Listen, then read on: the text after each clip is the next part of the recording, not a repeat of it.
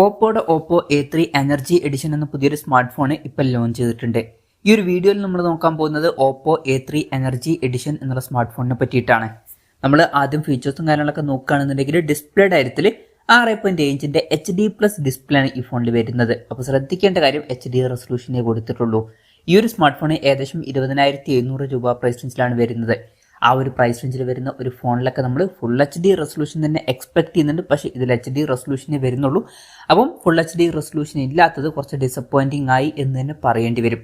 പിന്നെ LCD പാനലാണ് ഇതിൽ ഉപയോഗിച്ചിരിക്കുന്നത്. ഈ ഒരു പ്രൈസ് റേഞ്ചിലെ പല ഫോണുകളിലും AMOLED ഡിസ്പ്ലേയും കാര്യങ്ങളൊക്കെ വരുന്നുണ്ട്, അതും ഇവിടെ വരുന്നില്ല. പിന്നെ പഞ്ചോൾ ഡിസൈനും കാര്യങ്ങളൊക്കെ കൊടുത്തിട്ടുണ്ട്. പഞ്ചോൾ വരുന്ന ടോപ്പ് സെൻറ്റർ ഭാഗത്തായിട്ടാണ്. ഡിസ്പ്ലേയിൽ 120 ഹെർട്സിന്റെ റിഫ്രഷ് റേറ്റ് സപ്പോർട്ട് ചെയ്യുന്നുണ്ട്. പീക്ക് ബ്രൈറ്റ്നസ് വരുന്നത് 1000 നിറ്റ്സ് ആണ്. അപ്പോൾ ഡിസ്പ്ലേ ഫീച്ചേഴ്സ് മൊത്തത്തിൽ നോക്കുകയാണെന്നുണ്ടെങ്കിൽ ഈ ഒരു പ്രൈസ് റേഞ്ചിന് പറ്റിയിട്ടുള്ള ഡിസ്പ്ലേ ഫീച്ചേഴ്സ് ഇതിൽ വരുന്നുണ്ട് എന്ന് പറയാൻ പറ്റില്ല. ഫുൾ HD റെസൊല്യൂഷനും വരുന്നില്ല, AMOLED ഡിസ്പ്ലേയും വരുന്നില്ല. അപ്പം ഈ ഒരു പ്രൈസ് റേഞ്ചിലെ ഡിസ്പ്ലേ ഫീച്ചേഴ്സ് കുറച്ച് ഡിസപ്പോയിന്റിംഗ് ആയി എന്ന് തന്നെ പറയേണ്ടി വരും മൊത്തത്തിൽ നോക്കുമ്പോൾ. പിന്നെ സൈഡ് മൗണ്ടഡ് ഫിംഗർ പ്രിന്റ് സെൻസറും കാര്യങ്ങളൊക്കെ ഇതിൽ കൊടുത്തിട്ടുണ്ട്. ഫോണിന്റെ വെയിറ്റ് വരുന്നത് 186 ഗ്രാമാണ്. തിക്നെസ് വരുന്നത് 7.68 mm ആണ്. IP54 റേറ്റിംഗ് ഇതിൽ സപ്പോർട്ട് ചെയ്യുന്നുണ്ട്. പിന്നെ പ്രോസസറിന്റെ കാര്യത്തിലോട്ട് വരികയാണെന്നുണ്ടെങ്കിൽ MediaTek Dimensity 6300 എന്ന പ്രോസസറാണ് ഈ ഫോണിൽ വരുന്നത്. ഈ ഒരു പ്രൈസ് റേഞ്ചിൽ ഈ ഒരു പ്രോസസർ എങ്ങനെയുണ്ട് എന്ന് വെച്ചാൽ അത്ര മികച്ചൊരു പ്രോസസർ എന്നൊന്നും പറയാൻ പറ്റില്ല. ഈ ഒരു പ്രൈസ് റേഞ്ചിന് പറ്റിയിട്ടുള്ള ഒരു പ്രോസസർ അല്ല ഈ ഒരു പ്രോസസർ. ഈ ഒരു പ്രൈസ് റേഞ്ചിൽ കുറച്ചും കൂടി ബെറ്റർ ആയിട്ടുള്ള ഒരു പ്രോസസർ നമ്മൾ എക്സ്പെക്ട് ചെയ്യുന്നുണ്ട്. അപ്പോൾ പ്രോസസറും അത്ര മികച്ചത് എന്ന് പറയാൻ പറ്റില്ല. പിന്നെ 5G സപ്പോർട്ടും കാര്യങ്ങളൊക്കെ ഇതിൽ വരുന്നുണ്ട്.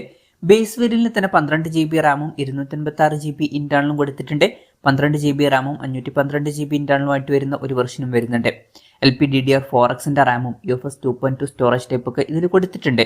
വെർച്വൽ റാം എന്നുള്ള ഫീച്ചർ ഇതിൽ വരുന്നുണ്ട്. അതായത് എക്സ്ട്രാ റാം വേണ്ട സമയത്ത് ഇന്റേണൽ മെമ്മറിയിൽ നിന്ന് കുറച്ച് മെമ്മറി എടുത്തിട്ട് അത് റാമായിട്ട് യൂസ് ചെയ്യുന്നതായിരിക്കും. അങ്ങനെ 12 GB റാം വരെ എക്സ്ട്രാ നമുക്ക് ലഭിക്കുന്നതായിരിക്കും. പിന്നെ സിംഗിൾ സ്പീക്കറാണ് ഇതിൽ വരുന്നത്. സ്റ്റീരിയോ സ്പീക്കേഴ്സ് കൊടുത്തിട്ടില്ല. ഈ ഒരു പ്രൈസ് റേഞ്ചിൽ സ്റ്റീരിയോ സ്പീക്കേഴ്സ് നമ്മൾ എക്സ്പെക്ട് ചെയ്യുന്നുണ്ട്. അതും ഇതിൽ മിസ്സിംഗ് ആണ്. 3.5 mm ഓഡിയോ ജാക്ക് ഈ ഫോണിൽ വരുന്നുണ്ട്. ആൻഡ്രോയിഡ് 14 ബേസ് ആയിട്ടുള്ള കളർവൈസ് സോഫ്റ്റ്വെയർ ആണ് ഈ ഫോണിൽ വരുന്നത്. ക്യാമറയുടെ കാര്യം പറയുകയാണെന്നുണ്ടെങ്കിൽ ഫോണിന്റെ പിന്നിൽ ഡ്യുവൽ ക്യാമറ സെറ്റപ്പ് കൊടുത്തിട്ടുണ്ട്. 50 മെഗാ പിക്സലിന്റെ f1.8 അപ്പേഴ്സിൽ വരുന്ന മെയിൻ ക്യാമറ സെൻസറാണ് ഈ ഫോണിൽ വരുന്നത്. 2 മെഗാ പിക്സലിന്റെ f2.4 അപ്പേഴ്സിൽ വരുന്ന ഒരു സെൻസറും ഇതിൽ വരുന്നുണ്ട്.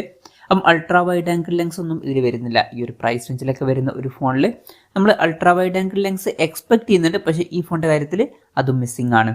പിന്നെ ഫ്രണ്ടിൽ 8 മെഗാ പിക്സലിന്റെ f2.0 അപ്പേഴ്സിൽ വരുന്ന സെൽഫി ക്യാമറ ആണ് വരുന്നത്.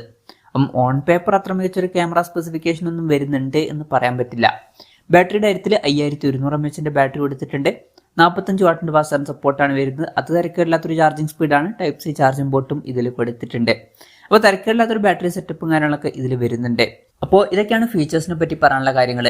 പിന്നെ ഈ ഒരു സ്മാർട്ട് ഫോൺ ഇപ്പം ഇന്ത്യൻ മാർക്കറ്റിൽ ലോഞ്ച് ചെയ്തിട്ടില്ല. അപ്പോൾ ചൈനീസ് മാർക്കറ്റിലാണ് ഈ ഫോൺ ലോഞ്ച് ചെയ്തിരിക്കുന്നത്. ചൈനീസ് മാർക്കറ്റിൽ ഈ ഫോൺ ലോഞ്ച് ചെയ്തിരിക്കുന്നത് 1799 യുവാൻ എന്ന പ്രൈസിങ്ങിലാണ്. അതായത് 20,700 രൂപ പ്രൈസ് റേഞ്ചിലായിട്ട്.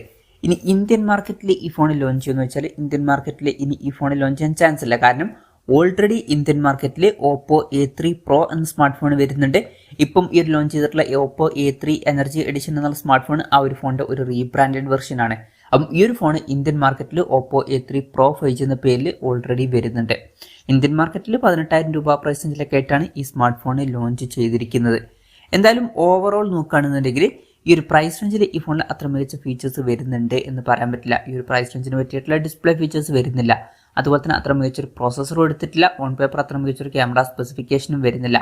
ബാറ്ററി സെറ്റപ്പ് തിരക്കേടില്ല എന്ന് പറയാം, അത്രയേ ഉള്ളൂ. അപ്പോൾ മൊത്തത്തിൽ നോക്കുമ്പോൾ ഈ ഒരു പ്രൈസ് റേഞ്ചിൽ നിരാശപ്പെടുത്തി എന്ന് തന്നെ പറയേണ്ടി വരും.